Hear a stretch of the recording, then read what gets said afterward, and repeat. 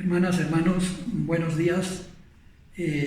Otra vez reunidos para hacer una reflexión que sirva de catequesis, y el tema sería ¿por qué murió Jesús?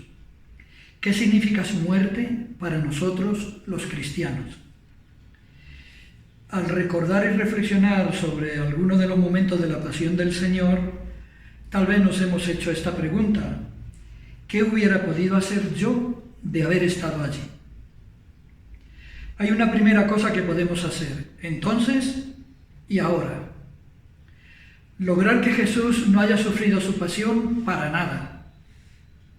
Que nuestro modo de vivir y de ser no signifique un fracaso en la misión del Maestro, misión que le costó la vida. Y es que durante la vida de Jesús estaba planteado un doble proyecto, contrapuesto entre sí.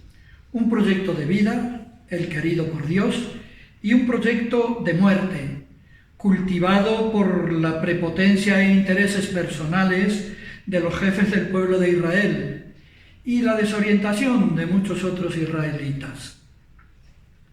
La Sagrada Escritura nos habla de estos dos proyectos. Por ejemplo, en el Evangelio de San Juan: el que escucha mi palabra pasa de la muerte a la vida. O en San Pablo: quien dejen las tinieblas y revístanse con las armas de la luz. Jesús contradecía las enseñanzas, el modo de pensar y de vivir de los que gobernaban el país, que eran sacerdotes, escribas, fariseos, saduceos, y que estaban muy desviados del cumplimiento de la alianza hecha con Dios.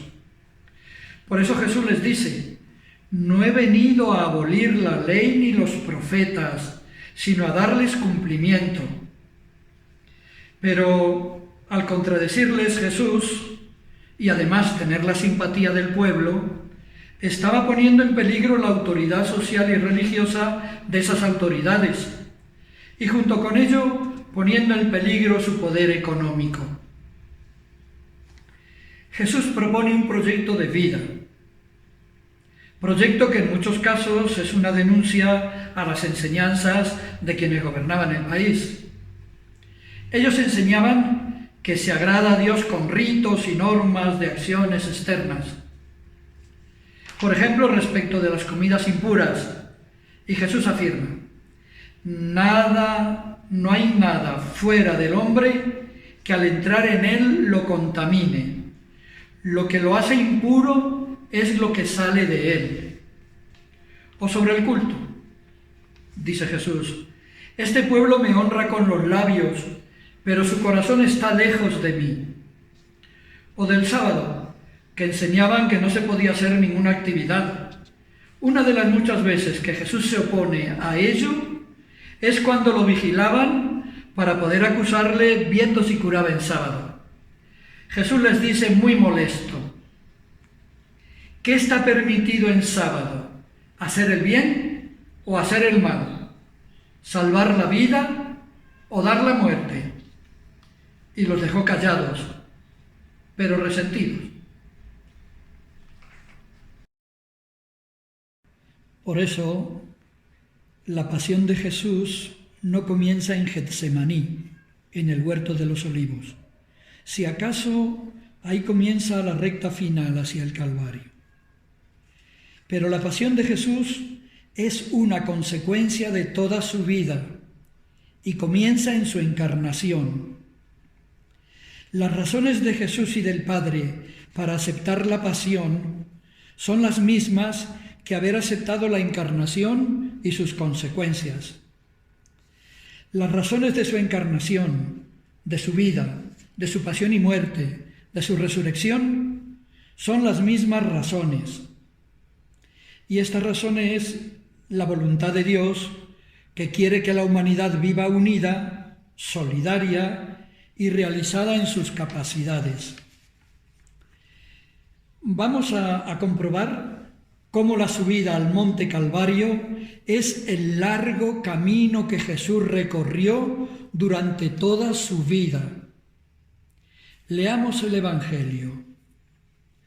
Desde la Anunciación, María y José se ven en conflicto con las tradiciones y leyes de Israel. Entre las causas de haber nacido Jesús con tantas dificultades y pobreza, estuvo en el edicto del emperador romano. Herodes persigue a muerte al niño y obliga a sus padres a irse al exilio. Simeón en el templo predice que Jesús será signo de contradicción y a su madre la va a atravesar una espada de dolor. Creció en Nazaret, con unos paisanos de los que decían en su región: ¿de Nazaret puede salir algo bueno?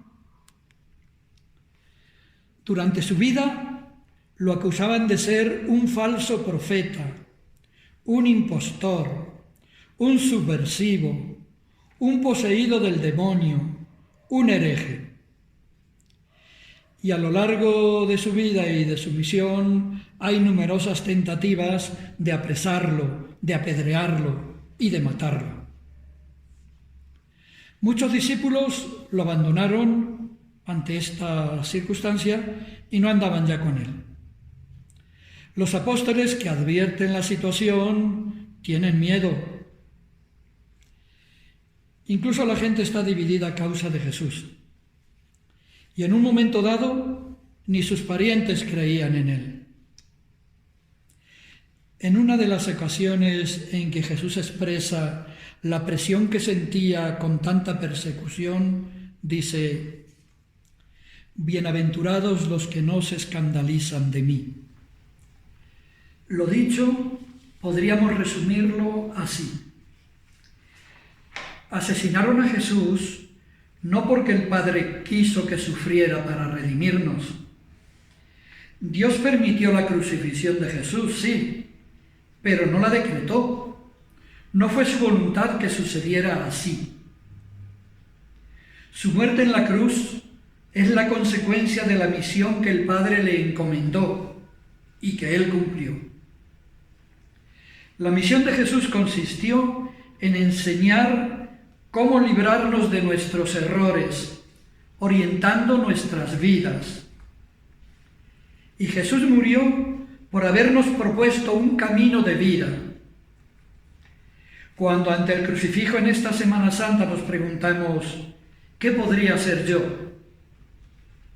Lo que Cristo espera es que conozcamos su camino, que lo recorramos y que lo demos a conocer a los demás.